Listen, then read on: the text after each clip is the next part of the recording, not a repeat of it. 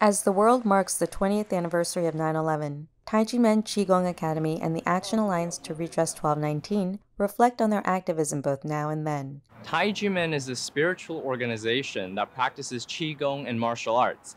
It aims to promote a culture of conscience and improve people's physical, mental, and spiritual health.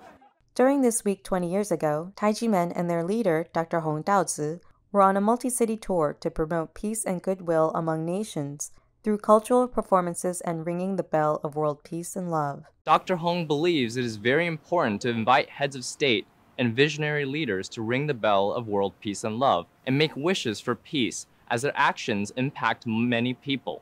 Back then, Taijimen was about 5 years into its pursuit of justice from the Taiwan government. Its leader and members have continued their journeys of love and peace despite the persecution they have faced through legal and taxation measures, as well as the continual quest of administrative relief. Dr. Hong and over 300 Taijimen members were scheduled to be in Hawaii in September 2001, but they were initially prevented from traveling here by 9/11. Our revisit here today is very important because 20 years ago, after the 9/11 attacks, no flights were available. However, Dr. Hong and his wife were determined to fly to Honolulu, even though there were talks about that Honolulu might be the next target for the terrorist attack.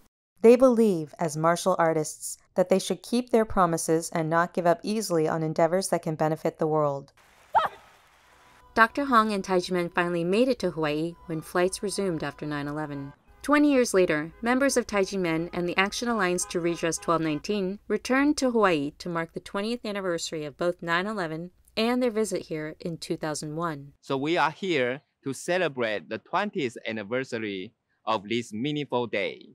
Especially, I recall my father and my mother, along with other 400 brothers and sisters, were standing by for a couple days and waiting for the air flights to be here.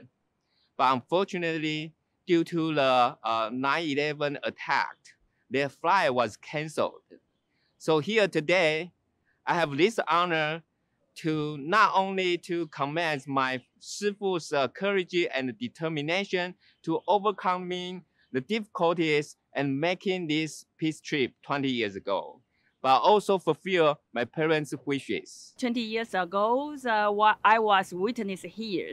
At that time, I saw a lot of people, they were scared and insecure because at that time, there are a lot of soldiers with the big machine guns on the street and the tank. So we overcome the many difficulties and finally we got here. Taijimen's visit in 2001 culminated with a presentation from the mayor's office in Honolulu, which declared September 16, 2001 as Dr. Hong Daozi and Taijimen Qigong Academy Day. So Mayor Harris welcomes Dr. Hong, and he declares September 16th today as Dr. Hong Day, and we congratulate you. This is yours. The return to Hawaii was bittersweet for Taijimen members.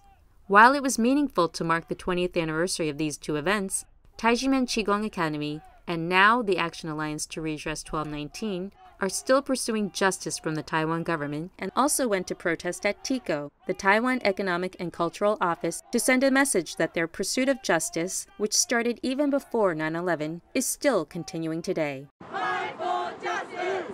Taiwanese government, they lied to us. They promised they'll end the Taijimen case in 2 months during the public hearing. They also promised to end our tax bills, but that did not happen. Both did not happen. Fight for Taijimen! Fight for Taijimen! Despite their ongoing challenges, Taijimen Qigong Academy and the Action Alliance to Redress 1219 remain steadfast in spreading hope, peace, and positivity in Hawaii and throughout the world. They believe that this year's 9/11 anniversary serves not only to remind the world of the pain and horror brought by war, but also to remind all those in power to respect human rights and avoid violating people's rights with public authority, particularly the deprivation of people's property and freedom of belief through taxation or criminal law. They emphasize that human rights protection is the only way for humanity to achieve a world of love and peace.